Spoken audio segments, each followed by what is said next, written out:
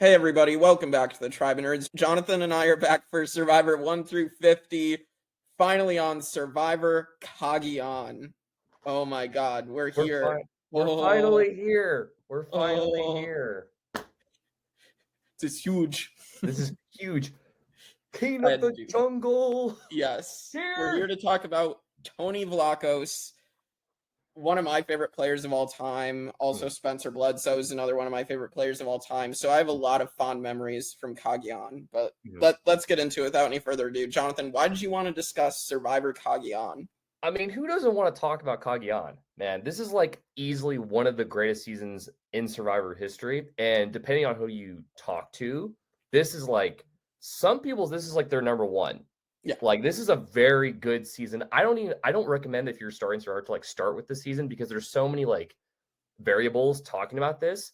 But this one's like probably the best season to have like a non-returning cast. Because it's like we have that's what this season made me think about. Like, I don't even know if there is like the greatest season of all time of Survivor, because it's almost unfair to be like, oh, there's probably the greatest season of like all returning players, and there's the greatest season of like non-returning players of all new people, and that is this season, and it's one of the greatest. It's either number one or number two on my list. It's just so good. Like, I think everybody, like every person on this cast, from like the first person voted out to the winner of the game, is like they are all like uniquely like they're not slacking here in the casting department. This is like, I think, a rare moment in Survivor history where they got like 18 people. I believe it's 18 people, right? Like 18 people that just from start to finish, it's like a banger. Like everything is like, it's all just one amazing experience that is Survivor, and it's awesome. And this is the point, I think, because this is the 28th season, it's 2014. When I got to this season, I knew how big and crazy it was going to be, so I was super excited to watch it. But like, again, the quality in the show, it changed.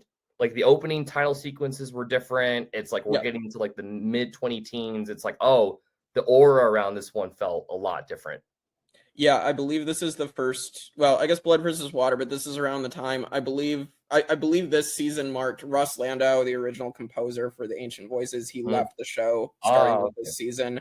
Blood versus Water, they started getting rid of the opening titles for like in the show, aside from like the shortened one. So that's kind of disappointing. Obviously, now they are back in the 40s, but like it's just very weird to not have like the full opening titles in the show. It doesn't hurt the season at all for me, but like it definitely notice it when it's not there. Like in the beginning, you're like, oh, this is different. Yeah.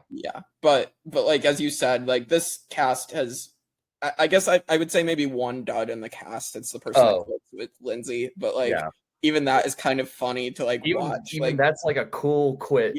Like it's yeah, it's just funny because she didn't want to beat up Trish. That's literally it. And Jeff was like, I know. It's like I'm giving you the benefit of the doubt right now. Yeah. And like for me, there's some very special stuff with this. So it aired in 2014. I remember I started my Survivor Club in high school right around this time. And so like me and my friend that I had met to do that with, we started watching. I introduced him into the show. And I remember the premiere as soon as we get into it. And we're both saddened that the Brains Tribe is doing so horribly. And like, and then we're watching the premiere. We're like, Jatia's got to go, right? Jatia's got to go. And then Jatia keeps surviving, and he's like, God damn it, Jatia's still here. She's still here. And I'm like, it's the best way to get some new people into the show, because it starts off with a bang, as we'll get into. But yeah, just like everything about this. And then my really my first real season, because my first season of my Survivor Club was like just weird. And then Growing Pains, and then the second season is where we really started, and I had everybody that was playing watch this season up to like the spring where we started playing them playing. And so I loved it. Like I love this season so much. And so yeah, we'll get into it as we go.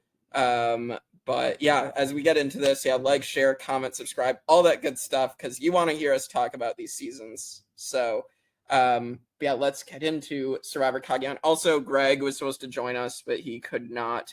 I did want to like read off his notes as we kind of go through the season, because I know Greg really wanted to talk about it with us.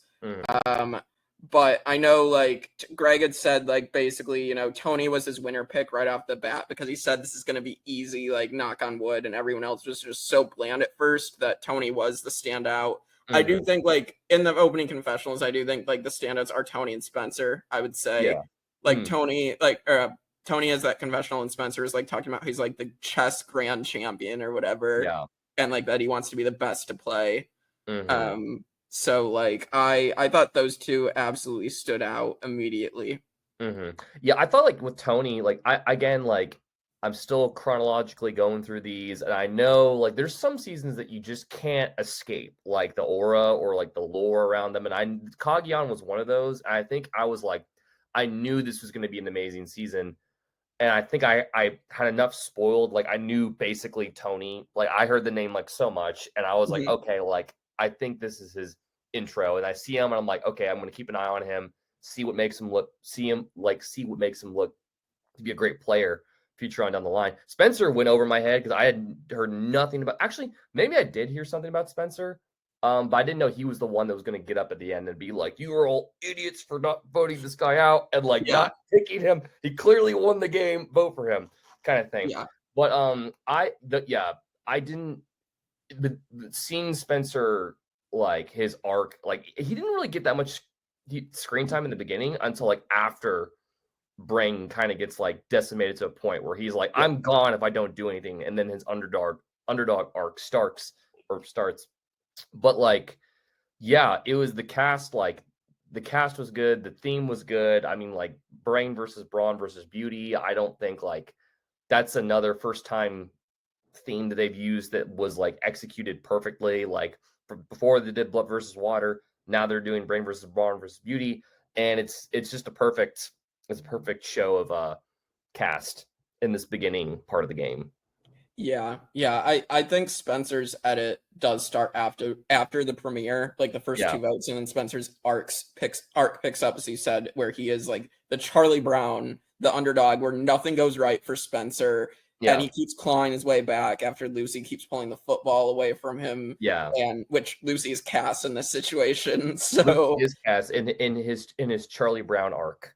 Yes. Yeah. It's just really fun. But let's get into the actual thing. So yeah, we have the cast. We kind of been touching on them. I think we should just like talk about them as we go. And we do have the Brains, Brawn, and Beauty theme, which I think is really cool. They kind of start the season off kind of also playing into that with like how they arrive to like the location. So the Beauty tribe is the boat, like they're all sitting up on the boat, like looking so beautiful. The cheesy music, they're lounging, as he points out. Then the Brawn tribe is the trucks, like the rugged truck, like bouncing along. And then the Brains have the helicopter, and like the most genius way to just get there. So how would you want to get there, Jake? Would you want to like be in a helicopter or a boat or a rugged truck? Yeah, I think the helicopter and the boat would be the most fun to get there. Like, I don't know, the boat just I've grown up on a lake my whole life. With like my parents having like the living on the lake with the cottage and whatnot that is now their home. But that would be fun for me. And then the helicopter, I've never been on a helicopter before, I don't think. So that'd be fun. Perfect. So, yeah, I couldn't pick the truck, man. I couldn't pick it. I was like, nah, like just give me to Jeff easily. Like it's gonna kick off eventually. But let's just get me to Jeff, and then we can start this. Yeah. All right, so then we are going to get the first impressions twist, where each tribe is going to pick a leader, and then they're going to pick a weakest link, that leader. And so the Beauty tribe picks LJ, which makes sense. I think right off the bat, you're just like assuming that LJ is going to be the leader of that tribe. And he does end up doing that even without this twist, I think. And then LJ picks Morgan as the weakest link, which I don't think is shocking for a pick Morgan. As he says, like she's hot and the other two girls are cute. I mean, I think all three of them are hot, honestly.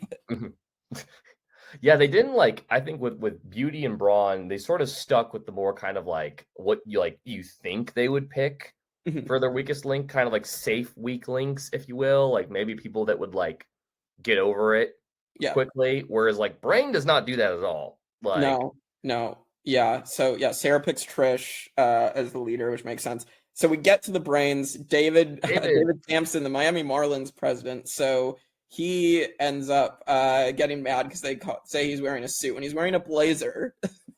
Okay. Yeah.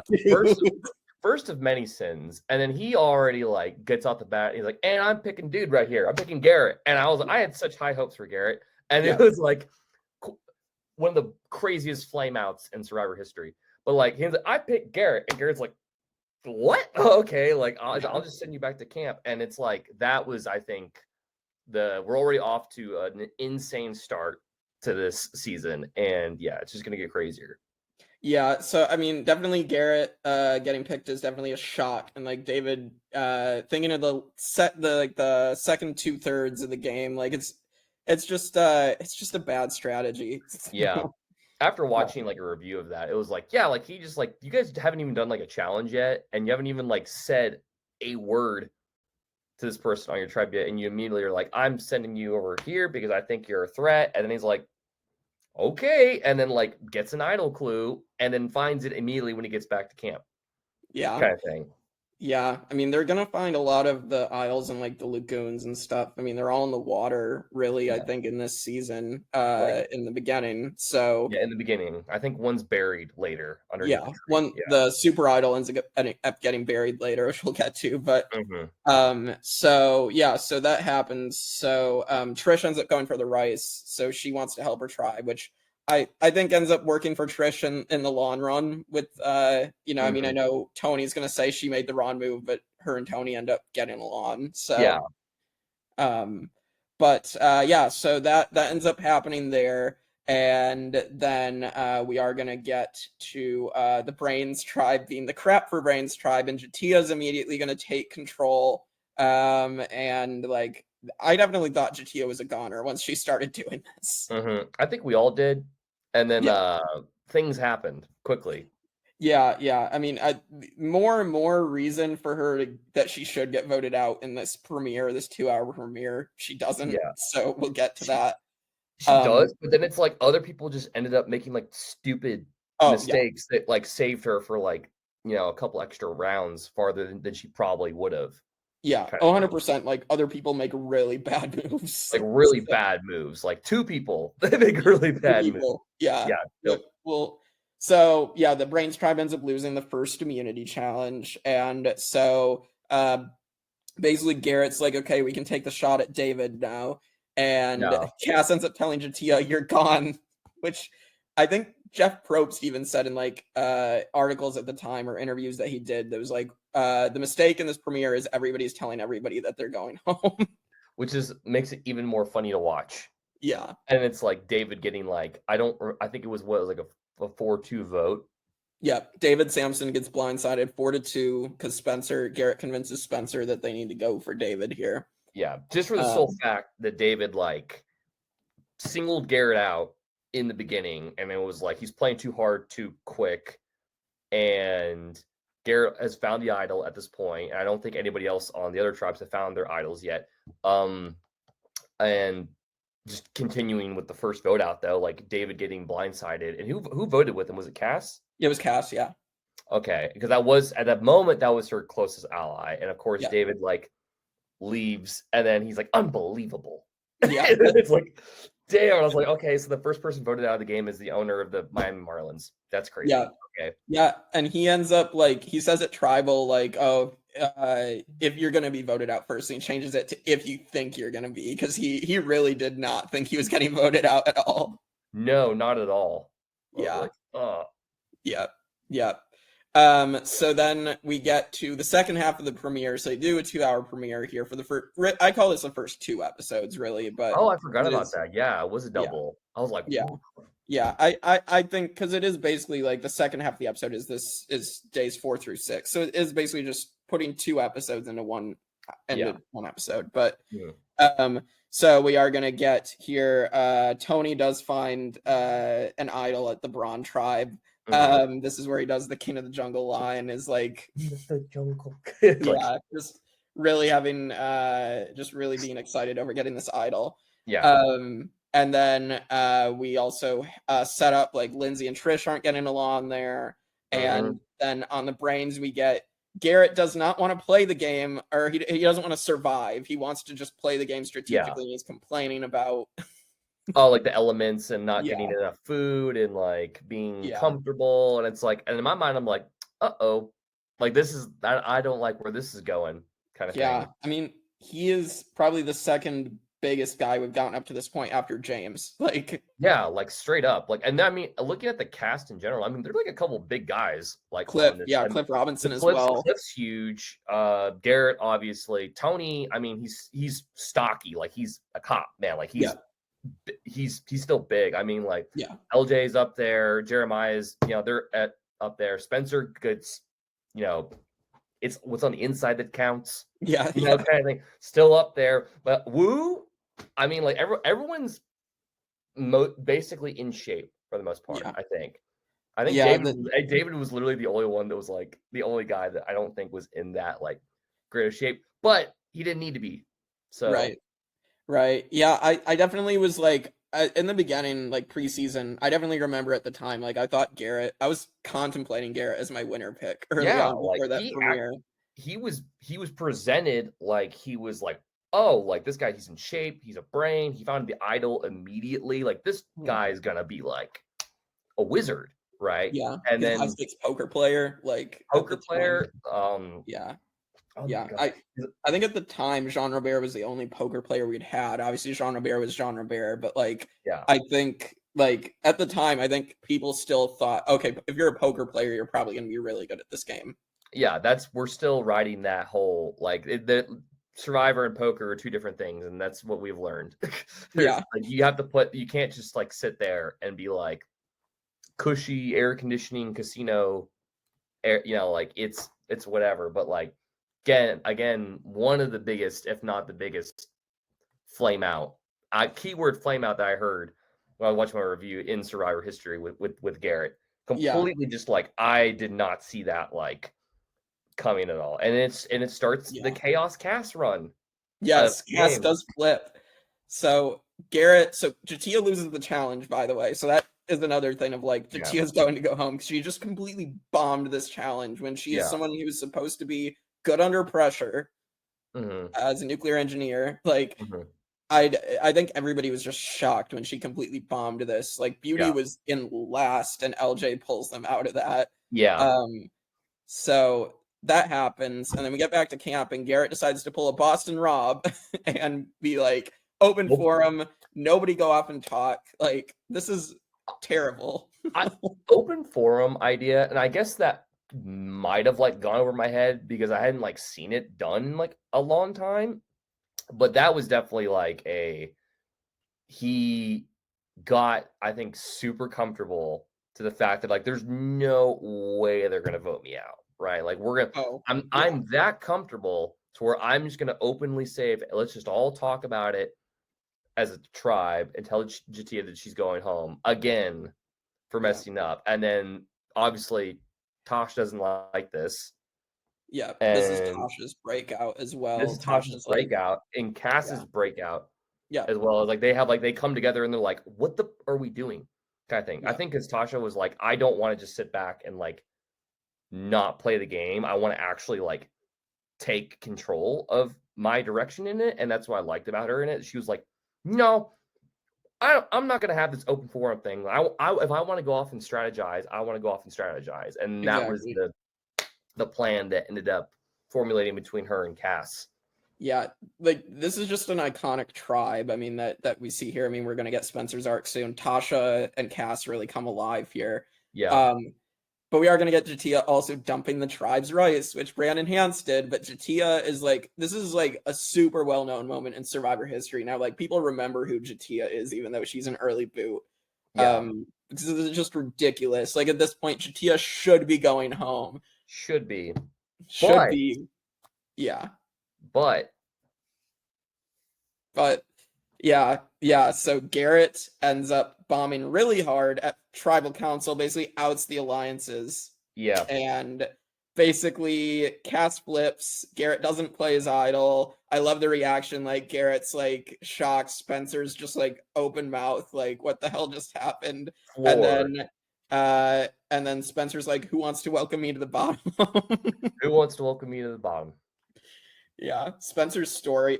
I also remember we should bring this up because this also is going to factor into zero chance of winning the game. Jeff Probst said Spencer has zero chance of winning the game preseason. I remember my cousin, because I picked Spencer from the beginning. I'm like, I connect to this guy. He's like the nerdy guy.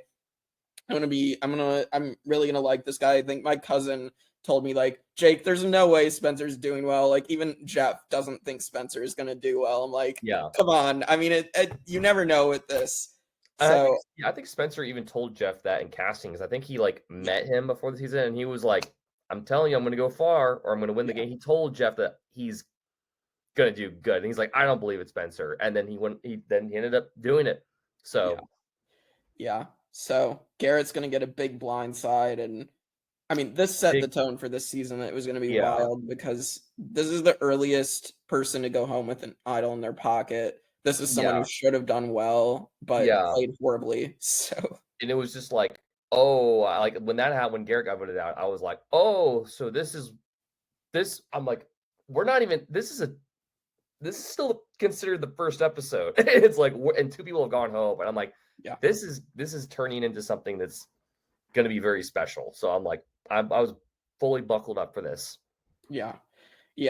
So next episode is kind of something's happened. Obviously, you get CopsRUs forming Tony and Sarah. So Tony lies to Sarah, is like Cliff and Lindsay. I love his impressions too. He's like, so Lindsay was talking to Cliff. He's like, I like Sarah. He's like, and then he's Cliff impression. Hey, Shorty. Oh, I love it. Tony's just like all over the place. I love that he's so like chaotic in his own way that he just doesn't like slow down in his gameplay or strategy. Like he is constantly like foot on the gas, 100%, talking so fast that you don't have any way to process it or make like a timely decision on what you want to do, because he's just constantly going the whole time too. And like you said, this is the episode where CopsRUs is formed. Yeah, right. So Sarah being like, are you a cop? No, not at all. Construction worker. No. She's like, I get this vibe about him that he's a cop, because cops can sense that. And he's like, no, like he wasn't going to tell that at all. Yeah, I remember this time because I thought Sarah Lacina had something to her at this time, because I was like, she is gonna sniff Tony out. She doesn't in this season, and then obviously, Sarah Lacina is gonna come back and do much better things, but she does eventually end up falling for it in this episode here. She's finally able to like let her guard down, and obviously she shouldn't have done that, but especially but it does start their arc. Yeah, especially in the beginning, even though like it comes back later in seasons when it's like, oh, it's like reformed. But like in their first interaction with each other, Tony, this strategy was mainly to like obviously make Sarah feel more comfortable, and she was just like overly trusting with Tony in this. And Tony's like, I'm absolutely going to milk this for what it's worth, and absolutely going to use this to my advantage to get ahead in the game, kind of thing. Yeah, gonna drag their name through the mud, their dreams through the mud to fulfill mine. Yeah, exactly. So, and then other things. So you get the beauty tribe crying about the weather. You get the hilarious moment of the brains tribe practicing the challenge so they don't fail it. Yeah, exactly, because they don't want to go back again. At this point on beauty, has LJ found the idol that Morgan so in the storm, LJ finds it in the water because nobody else is looking. So again, all tribes have like found their idols in like weird different like ways, like some early, some mid with a clue or without a clue. Others just like, that person was in the water, I'm gonna go out there. That's what I liked about like the majority of the cast, is like everyone seemed like they were on their own little individual quests that they were doing, and it was just like, it was cool. Yeah, so, and then the Beauty Tribe is shockingly going to lose. The Brains are doing really horribly again. Spencer, I'm going to give credit to Spencer. He pulls them back and wins that for them with caps on the base. He's the only guy left, so he's like, I know I gotta do something about this. Yeah, Tasha even tells him, she's like, you might want to practice because you might want to do well. Yeah, you might want to do well. Yeah. So the Beauty Tribe loses, and we unfortunately get the elimination of Bryce, but we do get the ... moment at Tribal. So Bryce gets something, and I feel bad because I do think like Bryce just didn't fit in with this tribe. Yeah. But I think he had a lot of potential. Him and Morgan almost got, like, they just had to get Jeremiah. Yeah. Maybe Jefra to flip, and they just couldn't do it. So I don't know. And it's also like, I did find this interesting that like Morgan asks like Jefra if she would vote out Alexis, which obviously she's close to her, and Jefra proposes voting out LJ, and Morgan's like, oh, we need LJ for challenges. Yeah. So I did find that interesting. It kind of like allowed us to take a little break from like the downhill spiral that was the Brain Tribe, and it was a nice little pull off to the side of the road. Let's check on the Beauty Tribe and see how the social dynamics are working over there. Even though like Bryce and Morgan were like, they weren't like I don't know if Morgan was like perceived to be like on the bottom because she was like social enough to like stick around, but her and Bryce together, it's like 2 over here, 4 over here, doesn't like look really good. But they almost got Jeremiah to go with them on it. And that just seemed like Bryce just didn't fit in with that specific tribe at that time. Yeah, I wonder if Jeremiah should have done something. I mean, I think that and maybe a couple other factors. I mean, obviously Tony's move at the swap almost got Jeremiah canned, but I do think he ends up being fine after that, and then just obviously falls back outside of the numbers. But I do wonder if he should have maybe made the move, but also I don't know. I mean, I also understand it. Like maybe it's too early to really do something that drastic. So, yeah, I mean, at least Bryce has done well for himself now. It's cool. I mean, he and Wendell obviously have their own podcast now, and so watch parties. So that's awesome. I would love to see Bryce play again. But that'd be cool. That'd be cool for him to make a comeback. Yeah. So then we are going to get the Brains are going to lose again. A couple more challenges because Jatia is just failing. The Brawn does try to throw the challenge to get Cliff try. Out. Yeah, but they fail because Spencer's the only one doing anything. I love that Spencer almost like beats Cliff Robinson in a basketball challenge. It's amazing. Was this the first time they did that basketball challenge? I feel like this was the first time they did that. I don't remember it being like, I know they've done stuff shooting balls into things. They've done this one like a lot, like after this, but I really feel like this was the first time they did like that ball shooting basketball type water challenge. And I feel like they definitely knew we got Cliff, a former NBA player. We're gonna have a basketball challenge in here that requires to put a ball in a hoop, and it's like you're shooting, okay. And then but Spencer though, like the Charlie Brown arc is going strong right now, and he's like, it's quite comical, and it is kind of cartoonish in a way. It's like nerdy Spencer is taking on pro athlete Cliff in a basketball challenge, and almost beats him. And so it's like this whole thing is just like a giant cartoon. Like it's amazing. Yeah. So Cliff is gonna stop his tribe from throwing it. It's sad because Cliff Robinson did pass away a few years after. I would have loved to see Cliff play again. We'll get to his demise here shortly, but he seemed like the nice guy on the show, so it's just like crazy that everyone was trying to get rid of him. But like on Brawn, especially because he was aligned heavily with Lindsay. But I wonder if that was because Tony was like, I don't know what the lore was behind that. Well, maybe it was just like he was just a pro athlete, or he was just more more strategical than Tony would like.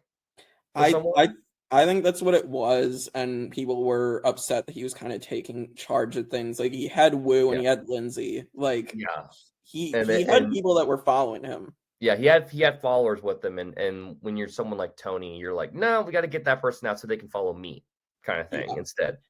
Yeah, yeah. So Jatia is gonna go. It's like a fight between whether they keep Spencer or Jatia. Obviously, uh, they keep Spencer, and Kass is like claimed after, but it's Kass. So I feel like sometimes Kass tries to troll people and like troll the fans, and I feel like she's claimed that like Jeff Probst had to like fight for Spencer to stay in, and that's why they kept Spencer. But it's like also, yeah, I heard that too. I heard that was a rumor that like, excuse me, that Kass and Tasha were both just like convinced by Jeff to keep Spencer because like he's starting to become this character that like Jeff didn't think he was going to become, and he's starting to be, and I think he probably knew that he's starting to become entertaining TV. You guys should probably keep him around. And even though like Jatia, like normally, I guess in this scenario would be voted out first if they lost first again, but like circumstances avoided that for the first 3 challenges, but eventually it kind of did catch up, I guess, to her being like, well, we need to win something and maybe go forward with Spencer. And I think, but Tasha and Spencer were also starting to form a relationship too. Yeah, like they were starting to get closer as well. So yeah, because he like thanks her after. Yeah, Like he gives her a hug and whatnot. Like I do think their relationship had really started, and I actually love their relationship if you track them through their 2 seasons as well. Yeah, together. It's still a consistent kind of like a brother-sister relationship too. Despite Kass being like, I guess we'll keep Spencer around. Like, okay. Like, yeah, I guess we'll deal with them now. Yeah. For a little bit. This Brains trio is just probably the most iconic trio, and they're not really a trio. Absolutely. And it gets better once they actually swap, like going into the next episode. Yeah. Yeah. So heading to the next episode, so we swap, and Sarah ends up in the middle between 3 Brains and 3 Beauties, and then the other tribe, LJ and Jefra, are swapped with the remaining 5 Brawn members. So, and we do get that kicking and screaming challenge with they have to rip people off the pole, and Cliff's just like sitting there. Yeah, you got a big guy, you put them on the pole.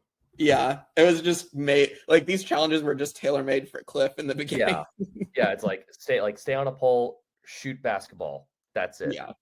But it wouldn't really, even though those challenges seem to go in his favor, this is the episode where it doesn't really matter because they go to tribal council and stuff happens. Yeah. I'm sad to see Cliff go this early because I think he was probably one of the most likable celebrities that's ever been on the show. And so it sucks, but again, it's Cagayan, so like it's just more like what? Like you're more like what just happened kind of thing. Yeah. Like I mean, it definitely probably should have been in consideration to get rid of LJ earlier, but I also understand from Tony's perspective, and LJ is now going to trust Tony. He's now going to trust. He's going to trust Tony, and Woo's going to become more closer to him. Yeah, well. It ended up working out really well for Tony to do this early. Yeah. And Trish going with him because obviously they're closer at this point. And I'll never forget like Tony's just quote where he was like, "Useless Cliff and Weasel Woo." Just like I know there's a story behind that. Yeah, I can talk about that now, but sure, if you want to. Like, yeah. So Weasel Woo, supposedly the reason why this happened is because early on Woo snuck into production camp and stole stuff like Gatorades or something, or some food or whatever, and like everybody lost respect for him. So I think that's more the reason why he only got 1 vote at final tribal council. Gotcha. I thought that was a very out-of-pocket quote from Tony at the time. Very funny quote. I thought it was just like they're just goofing off over there, and like we got to get rid of Cliff, and Woo's with them, and then this is the episode where Cliff departs from the show, and like right after that, like Lindsay's like, I'm done, because she just gets in a huge argument with Trish back at camp. Yeah, this is such a wild, like, little fight, and then the fact that Lindsay just quits because she doesn't want to punch Trish in the face. And then Jeff looks at her like, fair. I would do that too. Like I've seen plenty of people quit, and I've gone on their asses about it, but that's a good reason, Lindsay. It's like, so come on, let's get you out of here. Like, yeah, Lindsay is definitely the dud for me, but again, she has the moments of like it's just a funny way to quit the show. It's a memorable dud. It's a funny dud. It's a funny, like, hey, if anybody's gonna quit and make it funny, it's gonna be you kind of thing. Like, we're okay with this. And it's like the numbers are starting to like three Brain are gone, one Beauty's gone, now 2 Brawn are gone. And so it's like these numbers are kind of like, it's not starting to become like the theme seems to still be in effect at this point in the game. Yeah, it works out very, very well here. So so we now get the next round. This is where Tony comes up with the lie of the clue for Jeremiah. He's like, I'm gonna pin the idol clue on Jeremiah right in front of everybody. This is so ingenious because he almost actually got Jeremiah voted out. Because of this. Like, I forgot about all those little intricate moves that like Tony was doing. I don't even know if the Spy Shack is in effect at this point. I think it is, right? It was early on. We forgot to mention the Spy Shack. Spy Shack, because it's that good of a Spy Shack, you don't see it coming. We didn't even see it coming, man. Like, I mean, we get to it more later, so I mean, I probably was gonna bring it up later too, but it does start in episode 1. But then, like later on, we're gonna get Tony having some really funny stuff with it. Like from the jump, he's doing like insane fast things of like, I feel like normally you would look at someone like Tony and be like, yeah, he's a physical threat. We probably have to get him out just for the fact of that, but like he doesn't, like this season in particular, he doesn't win a single immunity challenge at all. He's more known for his chaotic behavior of like, they call him like Action Tony, right? Like he just wants to be where the action is. He's just going. He's so proactive that he doesn't just stop. Like he's spinning so many things that you don't have time to process if it's true or not. Like the thing with Jeremiah, like pinning the idol clue on him. Like he was like, he almost fell for that. Like they almost got him out because of that. Like I don't know why people were all of a sudden like, oh yeah, Jeremiah's definitely lying about this clue and whatever and what happened. And it's like, I don't know why you guys think Jeremiah is like some evil genius. Like he just seems like a nice Southern guy. he was like, me? You think I just that? He's like, that's the old clue. Like it's Yeah, Jeremiah's more interested in telling people he was a male model than being like, yeah.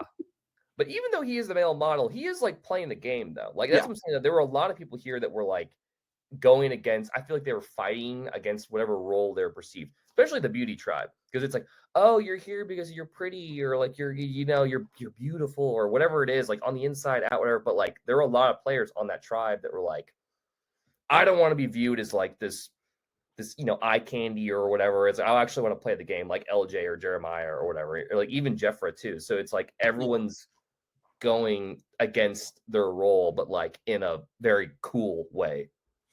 Yeah, for sure. I do like Jeremiah, even though he is kind of just like the side character of the season. Yeah. But yeah, so we are gonna get then Alexis is gonna get blindsided cry on her way out. So right before the merge, so that ends up happening, and now so we're gonna get to the merge, and this is where CopsRUs comes back into play here. Greg had said in his notes, he said CopsRUs was his first introduction to real alliances that bond beyond the game, and I was all there for it. So this is gonna come to a head here now for the first time. So but like, so because Sarah was starting to get too big for her britches kind of thing, and it was like everyone's like, Queen Sarah, we gotta like Sarah Lacina. Well, like their reasoning for like voting her out was like, she wasn't even like the initial target in that. It was just there's 2 different people, and then everyone's wavelength of like thinking on like why they needed to vote her out became like so random and out of place kind of thing. Like she was trying to control the merge going into it, and then Tony having to implement his strategy of like going back and forth and being like, I need to vote someone out to keep numbers with my alliance, to being like, okay, now it's the time that I think I need to cut somebody from my alliance kind of thing. Yeah. So so basically we are going to get this amazing merge episode. So Sarah and Kass are now fighting, and so that's going to set up this episode. I think this is one of my favorite episodes in Survivor history. It's just so good. We're going to get the merge into the Solarian tribe, which I hate that we have a combined tribe name for a great season, but whatever. Like, I just don't like it when they combine every single tribe name they already had. Yeah. Hey, but the buff color is cool. Yeah. Black. Yeah. It is always cool. I do find that they do black very often, though, from here on out. But it is a good color. So we are going to get the Doghouse Challenge. I believe this is the first time that they do that. Yeah. So crazy challenge. It's an amazing challenge when it's like the wind's blowing and like the waves are going, which you see in this. I'll always remember like Tony's like weird stance that he's doing, like he's like diagonal forward. Doesn't like work out for him in this though, but like it's a crazy challenge. No, wait, they did it fans versus favorites too. Oh yeah, they did do it Caramoan, sorry. Yeah, Andrea, yeah. I forget. Yeah. It's also a challenge where it's like if there's no wind and if the waves aren't choppy, then you're just kind of like standing there kind of thing, which happens later in a different season, I believe. But regardless, still a cool challenge. I think it comes down to between Tony and Wu and like an epic like showdown, and then like Tony, like he's losing his balance, and then he just jumps off and he's like, "Good luck, Wu." Yeah, and good luck, Wu. Wu just won. Wu just won, and then like Wu was like, "Yeah," like there's like a cartwheel flip into the water. Like, yeah, we'll talk more about Wu as we go here in the merge, because Wu's arc really goes off more now that we've like after this vote once we've hit merge. But so then basically Sarah and Kass get pissed at each other more, and basically a lot of people are getting pissed at each other. Yes. So Trish takes notice, is like, the cats are fighting, and I think Trish is also a good player. I mean, she ends up being the one to really get this vote to happen. Yeah, because she was like, "What are we doing following Queen Sarah here?" Because Sarah like went to the other group, I believe. Like instead of just sticking with Tony, she decided to like, I'm gonna go like over to this group and like inform them like what's going on. And then Trish is like, "That's not good. We should probably get rid of her. She's probably not loyal to our alliance anymore." Well, and I think part of that is also, we forgot to mention top 5, baby. Top 5, baby. Oh, yeah. Top 5, baby. Let's go. And like, yeah. Tony, what are you doing? I love it though. It's so it was his first time playing, man. You know, it's so funny. But yeah, so we are gonna get basically that they're gonna the Brawns are gonna switch their votes to Sarah now. And then we are gonna get to tribal council, and basically they're like, you know, we are gonna vote for the other one, which is gonna be Jefra. Other stuff that happens, I mean, Tony ends up being like pulling out his bag of tricks for the first time. He's like, Prying eyes want to see, prying eyes want to know. I got an idol. It's so good. Constantly calling people's bluff and constantly just showing like, oh, like I have this, because he hasn't played his first one yet. Or is this the tribal council that this is the tribal council? This is the one where it's like, okay, like he plays it for LJ, and then LJ's like, hold up, Tony. I got you. What? And he was like, he saw it and he was like, all right, like let's do this. He's like hand clapping. So LJ and Tony played their idols for each other, but it didn't matter because Jefra got the votes instead. And then we get Chaos Kass. But Chaos Kass coming in and throwing her vote on Sarah, and then it's like, I'll never. This was the reaction where Tony just starts like clapping, right? Clap wildly. Like someone like doing that behind me would be like the most like, I'd be like, oh God. Yeah. Dude. This is one of the best blindside reactions. So Sarah's just sitting there in stunned silence. Tony and like Jefra are clapping wildly. Spencer's like, who flipped? And this is when Spencer's line comes out like Kass, and she's just like dead silent. And he's like, Kass, 0 chance of winning the game. Oh my God, I love this quote so much. Kass, 0 chance of winning the game. But then Kass responds with the other equally good quote, being like, it's a long way to go. And I'm like, what is happening? I was like, what's going on? It's so good. It's so many good lines. You have also, so Tony then, when everybody's in stunned silence, Tony goes, bang, bang. And then you also have when Spencer is like, Kass, 0 chance of winning the game. If you look, Tony's like mimicking Spencer's like head bob. It's really, really funny. Oh, such a good episode. Yeah. So Greg had said he wishes Sarah would have swapped jury joining with Kass. It feels like it would have made things more interesting having CopsRUs at Final Four. So he wishes Sarah and Kass had swapped spots.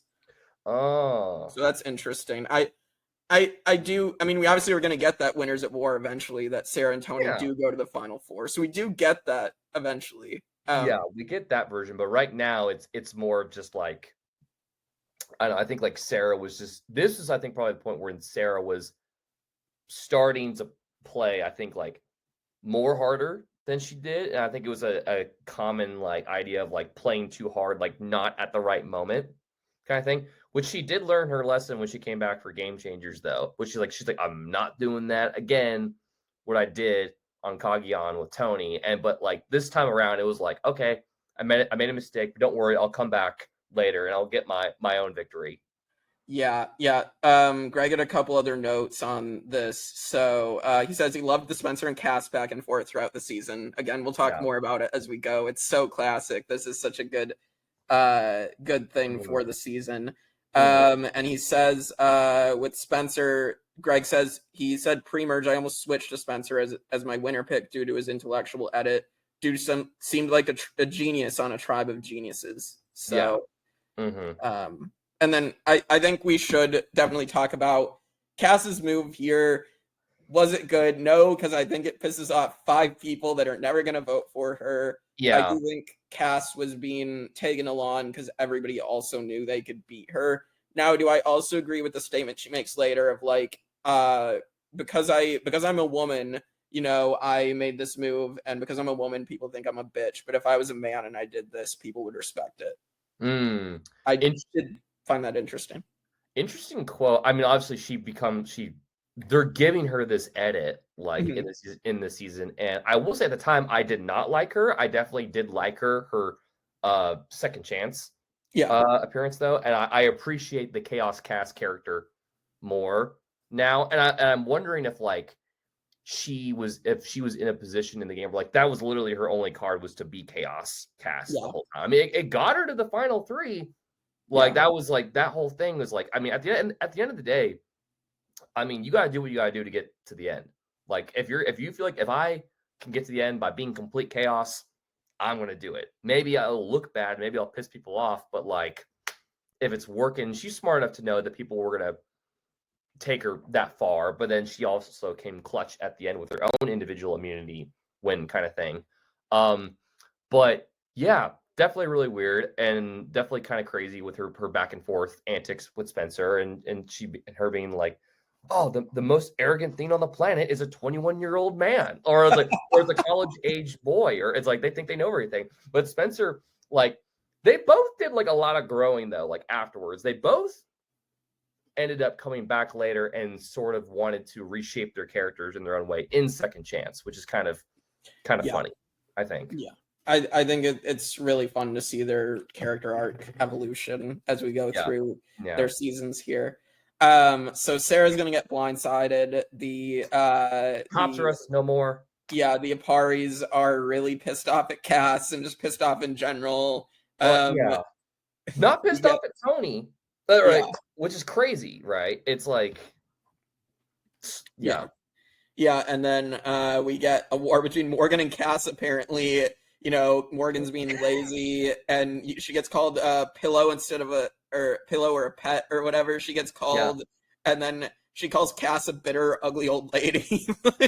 This is insane. Like how like every tribal council so far, there has been like a post argument, like a post tribal argument that has happened, and it's always been between like it's always between 2 random people, right? Like that you don't expect. Like you think it'd be like this person arguing over being left out of the vote. But no, it's like Kass and Morgan. What? Like, you know, or it's like Kass and Trish, or it's like Trish and Kass, or it's like Kass and Tony, or it's, you know, it's like all these, maybe there's some similar people that are always constantly in arguments, but it's like everyone's getting a turn at arguing like post-tribal kind of thing, which is really funny.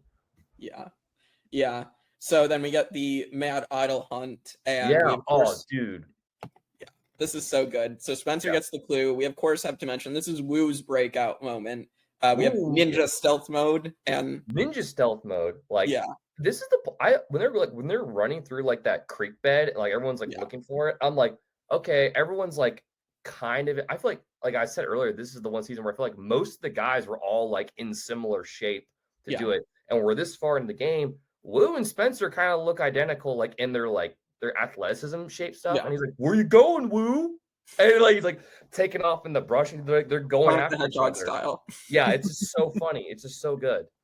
Yeah. Greg said that Wu was the one he related with the most. He seemed to know what was happening, but still went with the flow. It seemed. I mean, like, I will say, like, once Wu got into like the new alliance with Tony after Cliff Blindside, yeah, and like through up till he makes the decision that he does, I do think like Wu has somewhat of a grasp of what is going on. I mean, he does make the moves with Tony. Yeah, he does make the moves with Tony, and you made a good point how like his edit comes in when Cliff is basically gone, and he aligns himself with Tony, who becomes like his new closest ally, and they are giving him like the edit of being like this honorable surfer ninja who is like, just there for like, I'm going to be loyal, I'm going to be this, I'm going to be that. And of course, that leads to the decision that gets made at the end of the game. But I think that's why they gave him that edit, was to be like the honorable Wu takes, biggest blunder, whatever. But like he still got a hand on like the pulse in the game of like who's looking for idols, who needs an idol, who should I tell information to? Because he eventually does start relaying information back to Tony about everything, kind of thing. Yeah. Yep. And then just funny moments at Morgan's vote out is Morgan talking, it just being super conceited, like the whole beauty thing. Like obviously I think she was probably one of the first casting choices for beauty, because she's just like, if people could pick to be ugly or cute, most would pick cute. Most would pick cute, kind of thing. And everybody's just shaking their head. Yeah, everyone's just like, this is, but because she was being lethargical, I think, around camp, and so it was like now at the point where it's like, well, you can't really do anything with her, and maybe it's time for her to go, kind of thing. Yeah, but I did watch once she got to Ponderosa and got to hang around Sarah, they became quick friends, which is kind of funny. I do remember that. Yeah, that is pretty crazy, because I wouldn't think either of them would necessarily. No, like they both countered each other in like different ways. Yeah. I don't know. I mean, even you can maybe argue the case that Morgan's a dud. I don't think she's a dud. I think they fit exactly what they wanted her to be. Which is the hot girl that like is super conceited about her beauty. Yeah. So honestly, kind of like the only really one like on the beauty chart that was like that, where there were a couple. Well, mainly the guys were the ones that were trying to be like, I'm not cute, or they were trying like, I'm not trying to be like this like heartthrob, like perception of like beauty or whatever. But like, yeah, she definitely fit that. Like what they wanted a stereotypical beauty member to be, she was that. Yeah. All right. Time for the LJ Blindside, because this is one where Tony goes completely off the rails. It ends up obviously working out. This is something where I remember at the time, everybody's like, did Tony just make a really big move that it was at the wrong time? Like, should he have gone for LJ at this vote? And clearly, I think Tony has better instincts than, I mean, he's able to, how he pulls this off with Wu and then still has like Trish willing to like vouch for him and keep him in the alliance. Like, who's kind of rude, who's kind of with LJ too, because she kind of like likes him.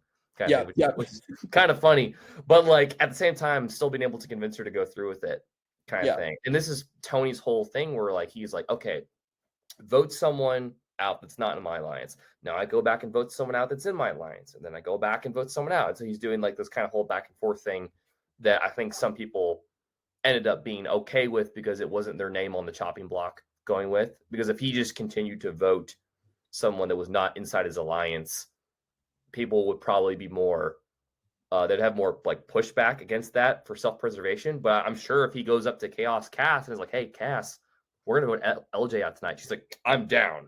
Like, I'm down with that kind of thing. Like, it's, him picking and choosing, like, oh, like, this gets me, like, another week in the game or another couple days in the game kind of thing, instead of feeling like I need to fight uphill.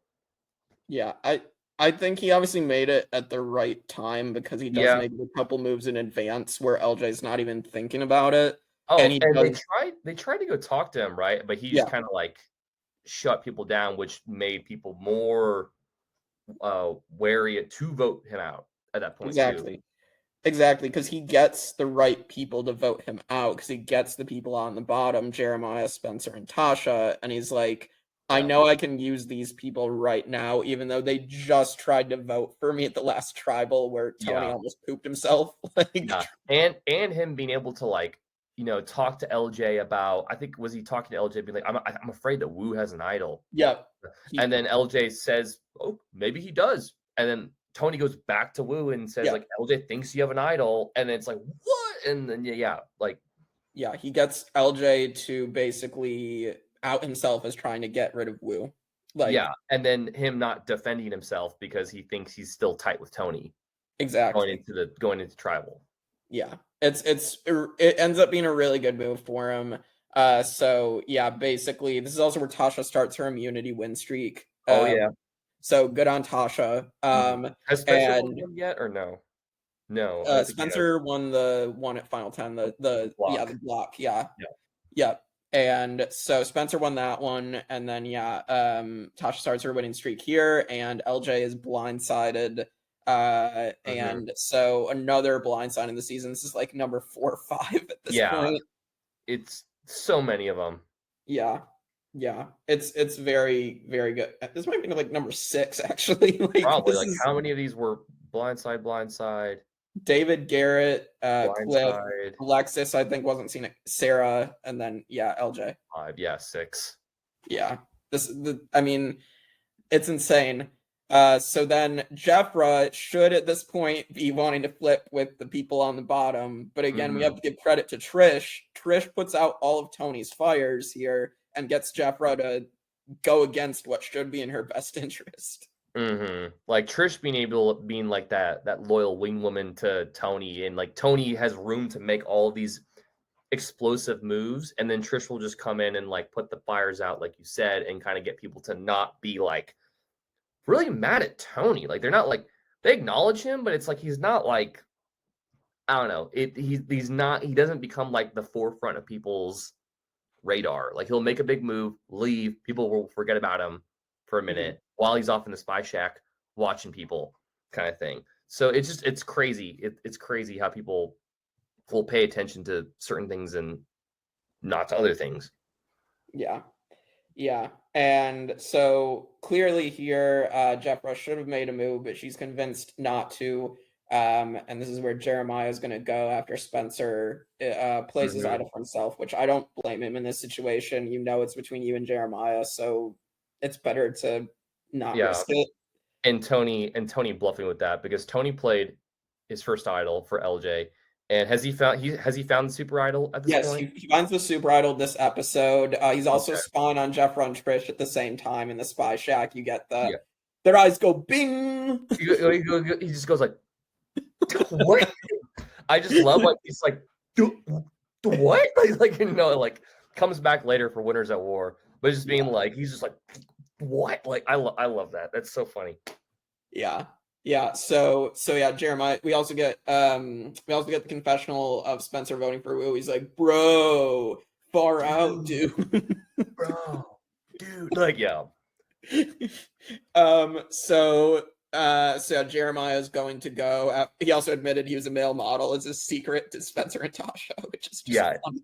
His secret. And when Spencer's debating on like playing it for him, is that when, like, and then Tony continues to bluff even more? With the bag of tricks. Make him like, he's like, Jeff, this is the difference between experience and youth.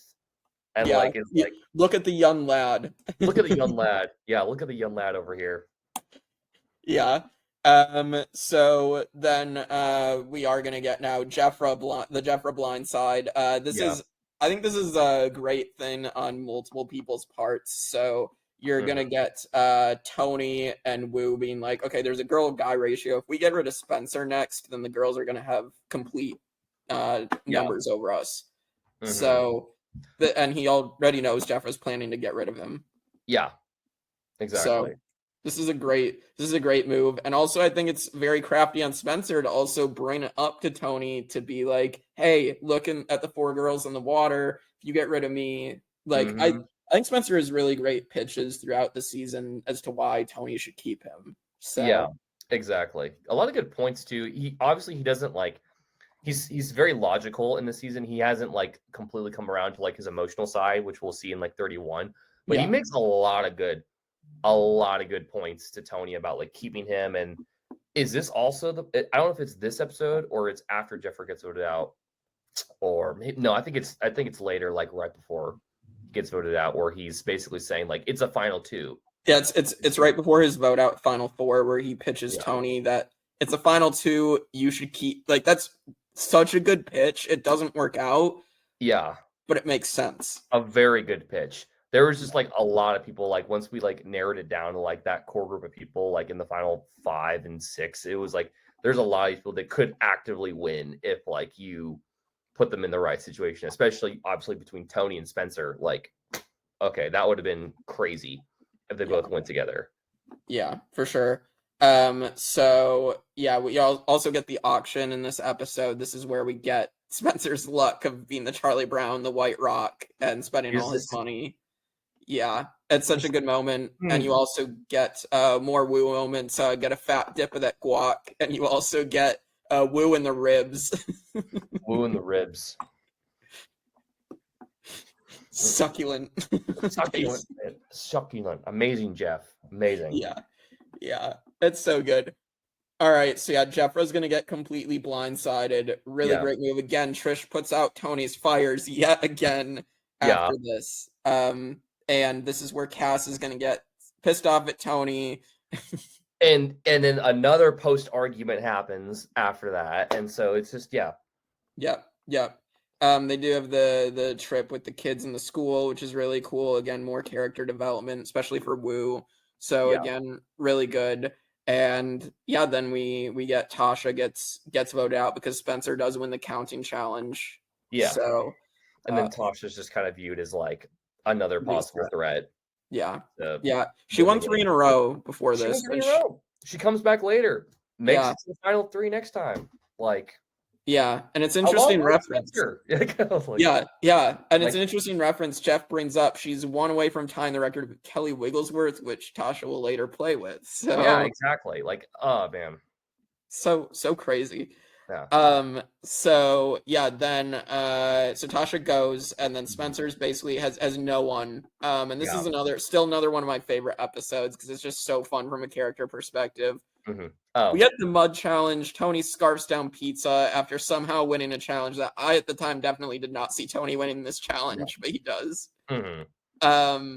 And then we are gonna get Spencer has to fight for his life again. He does win this challenge. It's an extremely long one, right? Like in the rain on the beach that goes forever. He's just like he's so skinny too at this point. Like this is still 39 days, people. Like it's still like you're out there for like a long period of time. Like I see his beginning. I see clips of it all the time, like his before and after. Like his neck's thick. Like he's like, before the games even started, and he's like, I got like body fat, and then we cut to this, and he's just like Skeletor.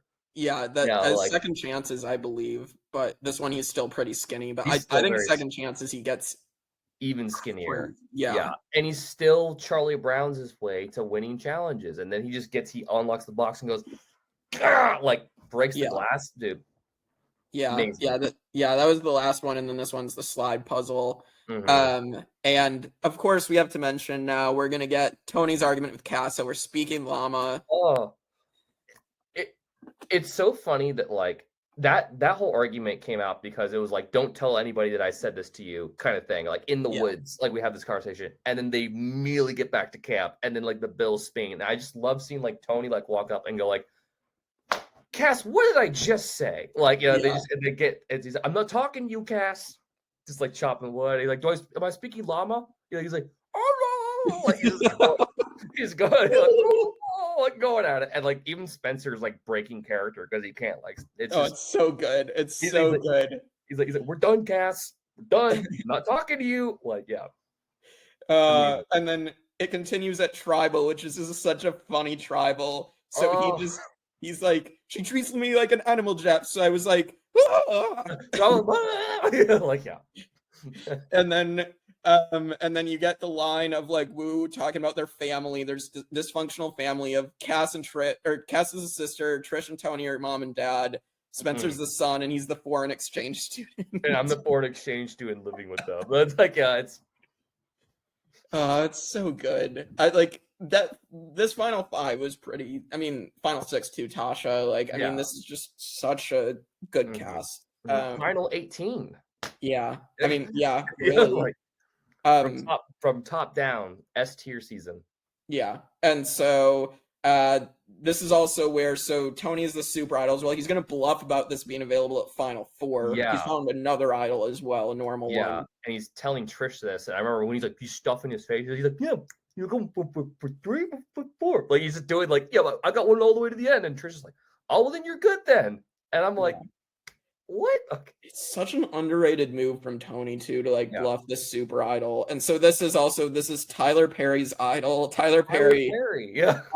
Except that this super idol has been done in Panama and Cook Islands. This is how it used to work. So it's just funny. They're like, oh yeah, this has never been done before. It's like, Jeff, this is how you used to do it. You used this like 10 years ago, but it's fine. Or it's like, or 8 years ago. But regardless though. But yeah, him using a dead idol to fake being like, I can use it he's at 5 and 4, right? Like he's got a new idol, a new real one. Yeah. And then he's like, I got one I can use at 5, one I can use at 4, whatever. And one of those is just dead. And then but he tells that to his closest ally left in the game to help him continue to put out any more fires that he needs to. But I think his firefighter, I think the person that's putting out his fires is about to go at this point too. So goes back to his strategy of voting out someone in his alliance and then keeping good old Wu. Yeah, I think this is a good move to get rid of Trish because he knows Spencer is still the biggest threat in the game. He has people that can potentially beat him. They don't expect Kass to win the next one, but they end up getting Spencer out because they have him as the threat in front of him. And then he has Kass, who's not liked by the jury, and he has Wu, who he can convince to be honorable. Play on that. So this makes sense. He has to cut Trish here because Trish has been doing a lot of work to help Tony's game. So and if she went to the end with him, then she would probably be like, well, the only reason why he's here is because I helped him with everything. Kind of. So yeah. And then on her way out, Kass again has really bad jury management where Trish is like, bye, and then she just flips her off. And the whole jury's like, and LJ's like, this Kass being like, it's like blurred out and everything. It's so bad. Like I don't like this is Kass is not winning Cagayan because she literally is flipping off jury members. She's pissing everybody off. Like she's not winning the season. Not at all though. But like at the same time though, pretty good entertainment. Oh, 100%. Kass is a huge part of this season and why it's so good. Huge part. And she's also like maybe not as huge of a part of Second Chance, but like she still comes back and she gets That's why I'm not like at the time I was like, I hate Kass. Like she's just so evil. And then like nowadays I'm like, she's an extremely important player. You get to see two sides of her in two very, very high ranking seasons. And so I'm okay with her being chaotic this time around. 100%. But at the time it was rough. It was rough. I was like, I don't know about her. Like we'll see what happens. I definitely remember at the time the reaction to Kass. But so then we get to the finale, we get the loved ones coming out, which is a really nice moment. Like nobody's expecting it. And we get to the immunity challenge, and this is where like you think Spencer's gonna pull this out again, and Kass comes from behind and wins the challenge, which is the biggest comeback I think up to this point, at least, and maybe ever. Either ever or in at least like a very long time. Yeah, kind of thing. And you do get a nice moment with Kass and her husband where she just kind of like that's the only person that she can trust to be herself around, and she's just kind of like I remember I think she was crying, but I think she's basically saying like it's been so hard like having to like being labeled as like this person. But this is someone that knows who actually really does know me. Exactly. Which was a touching moment. And Tony and all of them being on top of those freaking poles in the water, and Tony being up there, and he's like, "Geez, Jeff, this ain't no joke." And I was like, "Dude, like that's like tall as fuck, man." I was like, "No, there's no way." It's crazy. So yeah, then we do get Kass winning. Spencer makes his final pitch. We've already touched on that. It's such a good pitch. It's such a good pitch, and it makes so much sense, but it was just too late. Tony was, I think he was really considering it, but at the same time though, he was like, okay, Kass is still here. She can't be voted out. Woo's my number one. He'll do whatever I say. And Spencer is like, just if you go with me, because he would have to vote Woo out. Like, there's no other person available to vote out. Right. So it would be like, okay, well, between Spencer and Kass, that's nowhere that I want to be, kind of thing. Yeah, and they have to go to fire making because it's going to be a tie. Yeah. And what if Woo wins after Tony just tried to tie it up and save Spencer? Then Woo's not, the argument that Tony has the next round is not going to work. Yeah. So I think at this point, Tony has to risk it to getting rid of Spencer. Yeah. Plus, he knows Tony being like, Woo will, as Tony, he's like, that's one vote for Spencer. If I vote for him, Woo will vote with me. He's my number one. You don't have to convince Kass to vote for Spencer. No. So it's like, okay, it's the easiest route to get to the final three. But he was truthful in the fact of telling him that it's going to be a final two. Yeah. I was like, that was the last little bit of wisdom that Spencer left Tony, was like, dude, it's going to be a final two. I'm telling you. And he's like, we'll see about that. Yeah. Yeah. And Tony reveals to everybody that his super idol wasn't, like, it expired. It was a dead. Round, it was a dead idol. Yeah. It's such a crazy thing. Yeah. So then Spencer goes and we get to the final challenge, and this one is a nail biter. Kass loses by 1 second to Woo. 1 second. And if she wins, Woo wins $1 million. This was a crazy. Okay, they're going into the challenge, and has Jeff now like revealed that it's going to be a final two, or is it? Yeah. Okay, he has revealed it, so they're like, okay, we know that only whoever wins this is going, and whoever wins it gets to pick to take them with them. Yep. Crazy turn of events. Tony hasn't won a single one all season. Kass has won at least one, and it's Kass, and it's a nail biter between Woo and Kass to get to the final immunity. Woo wins it, and of course, Woo, being who he is stuck in the spot. Kass is trying to appeal to like the logic and like what makes sense, and it's like, everybody hates me, your best chance to win is against me, because you can play into the hate card that nobody likes me and everybody likes you. But at the same time though, Kass is like a lawyer, I believe, and so she knows how to publicly. She does. Yeah, I think it's safe to assume that she has experience defending herself in the courtroom. Probably. Yeah, she would have given it her best shot. I just don't think that jury was going to listen, and I think she did it to herself. Yeah, I think you make a good point about that. I do think her best chance was probably against Woo, but like I don't think that would have been enough. Maybe I think people would have liked Woo more to win. But on the flip side, you also get Tony appealing to Woo and being like, honor, integrity. Like you said, you're going to be, and like, if you don't do this, you're going back on your word. He is just like peltering him, smothering him with like, you're an honorable guy. An honorable guy would take, you promised me, like, we're loyal. Like, he just does not stop. Like, he's just going. And Woo is just like doing this.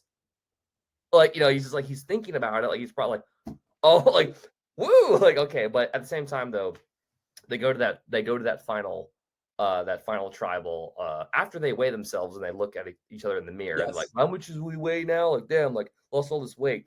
Go to final tribal and nail biter. So the argument, Woo cost himself $1 million. I honestly think it's one of the dumbest moves in Survivor history. I think I'd argue that it is the dumbest move, but I like Woo, but I think it was just that was a crazy move. Like reflecting on that and seeing how much Tony, like, I don't know if that's supposed to be like a testament to how good Tony is, or if that was just a plain old fucking blunder on somebody. Like, it must be both. It's got to be both, right? Like, it's got to be. I think it's both. Yeah, it's got to be like a blunder, and Tony is that good. On his first playthrough to have caused enough fires, have somebody put most of those fires out, and make enough bombastic moves to get yourself to the end in a final 2, which is even harder than a final 3. So, hats off.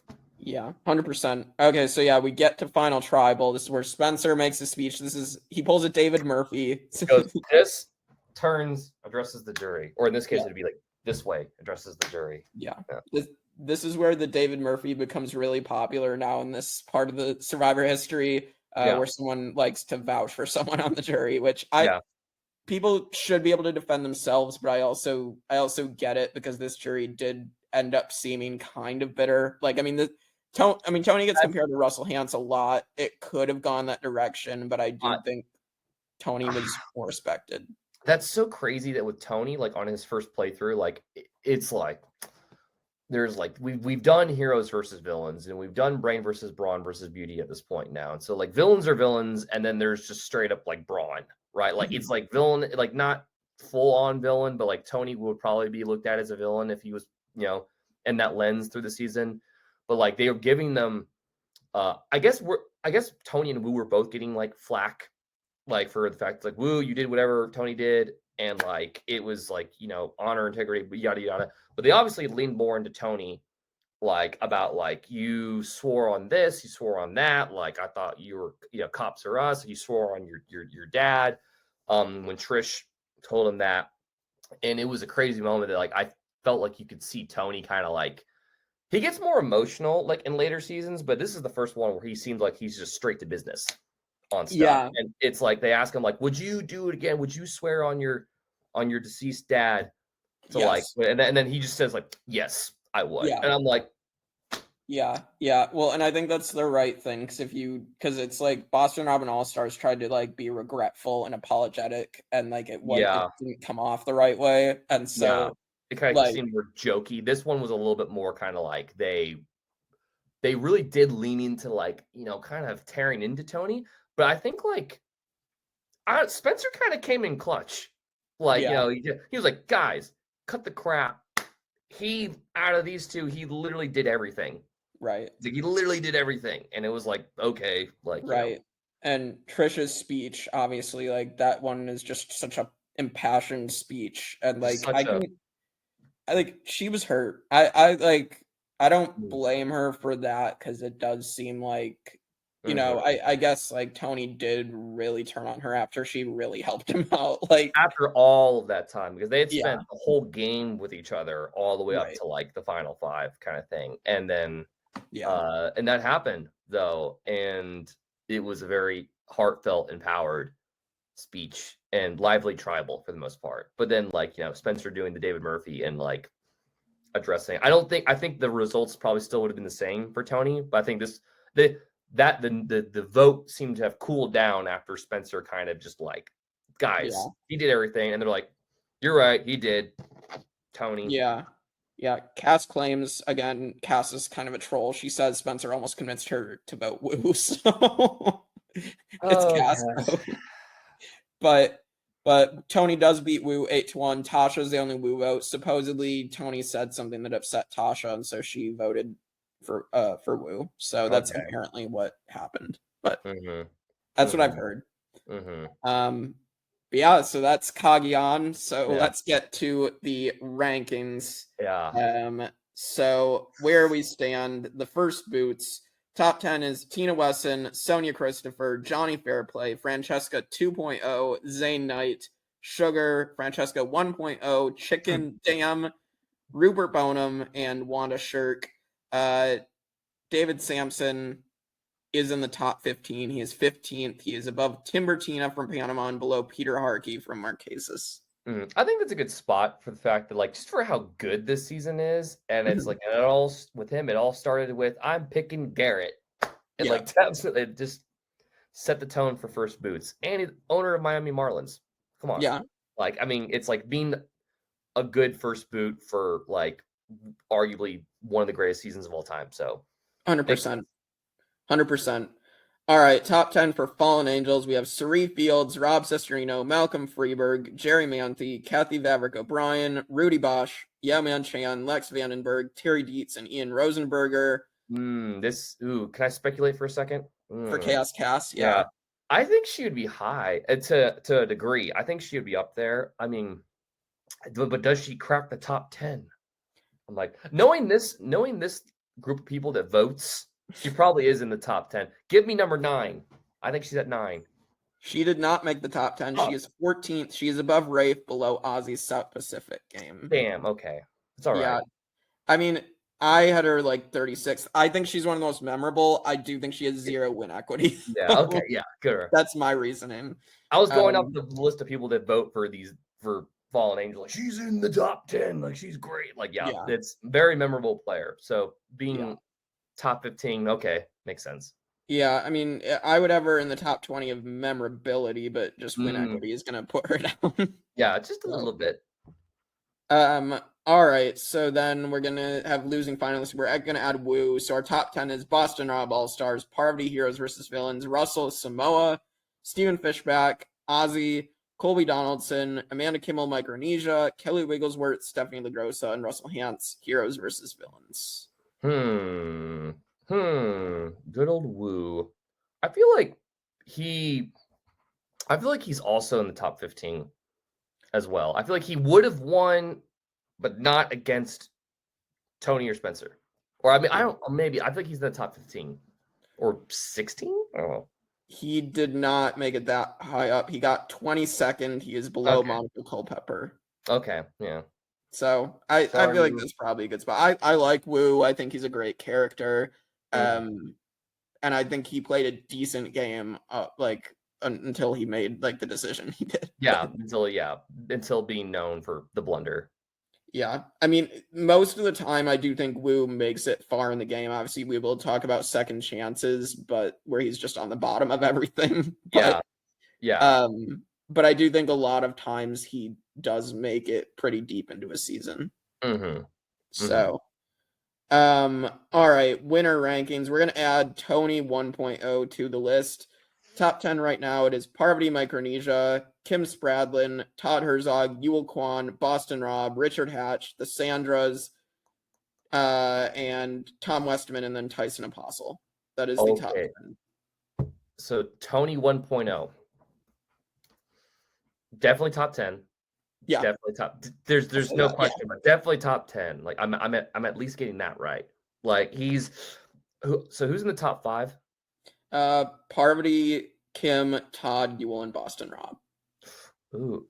He's gonna pass Boston Rob. He's gonna take Boston Rob's spot, or he's gonna be in the top. He's definitely passing Boston Rob. He is above Boston Rob, I will say that. So so I will say, so I think the voters are super biased for Parvati because apparently Tony 1.0 is number 2 below Parvati. I think that is not correct. I think that Parvati 1.0 or her mic or her fan. Yeah, that versus Tony should be.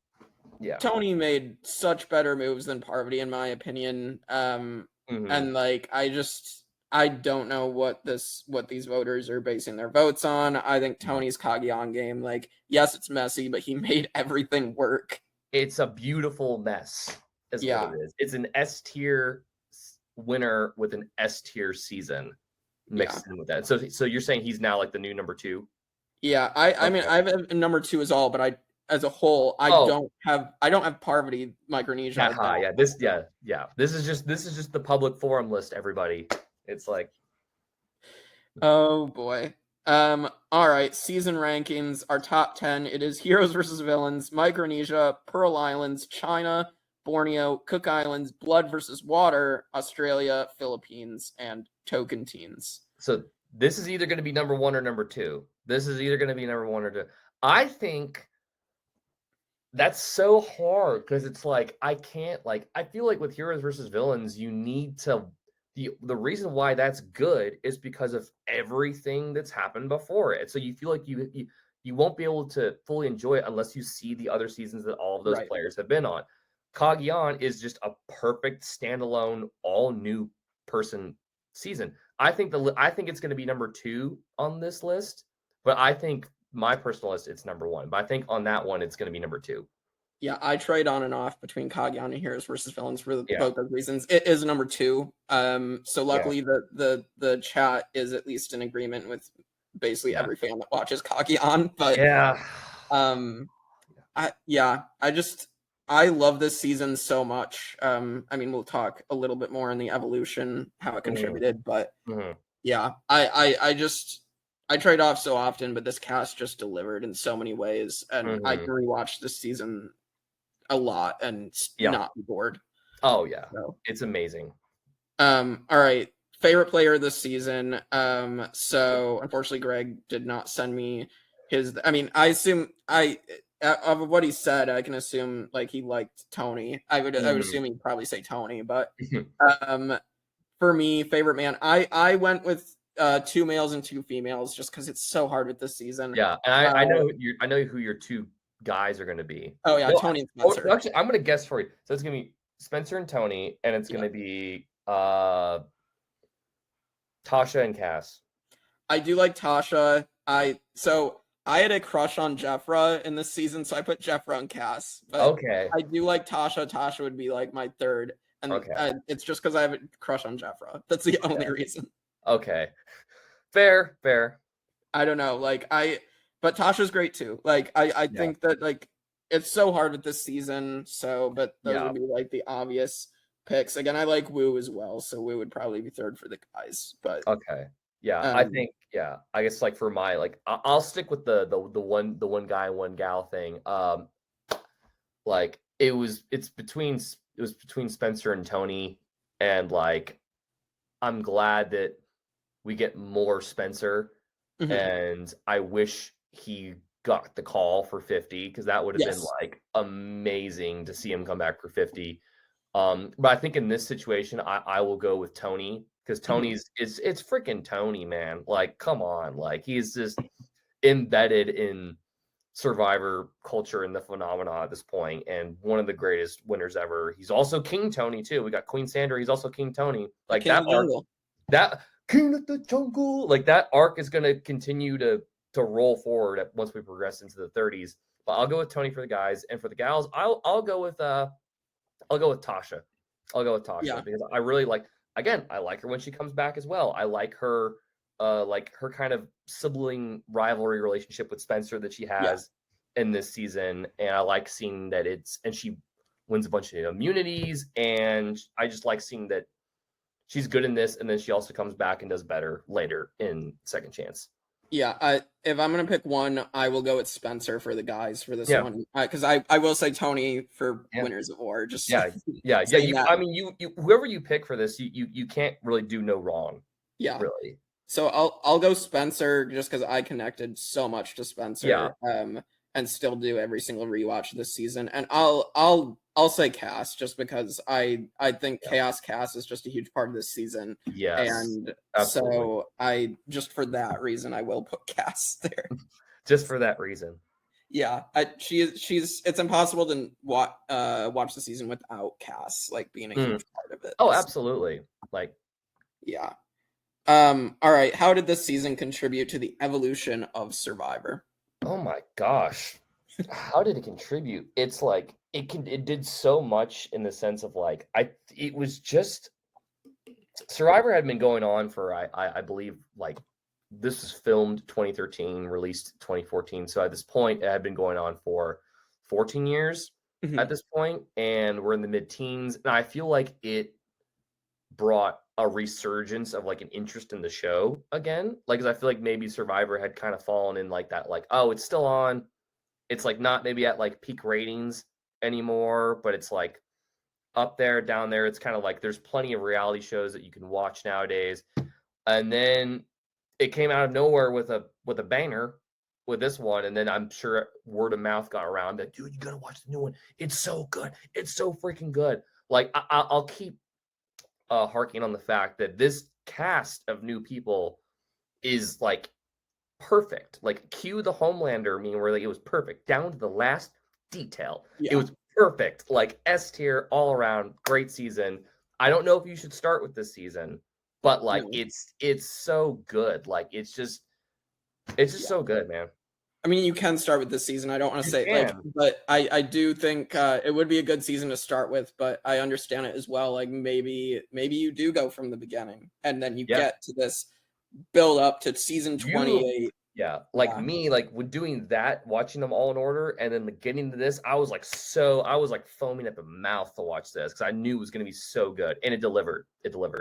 Yeah. So I mean, I take back that. No, I think if you want to watch this season as your first one, you cannot go wrong. Because considering that it's already listed as like either the number 1 or number 2 best season of all time, do not start with this one. Get to it eventually, but don't start with this one.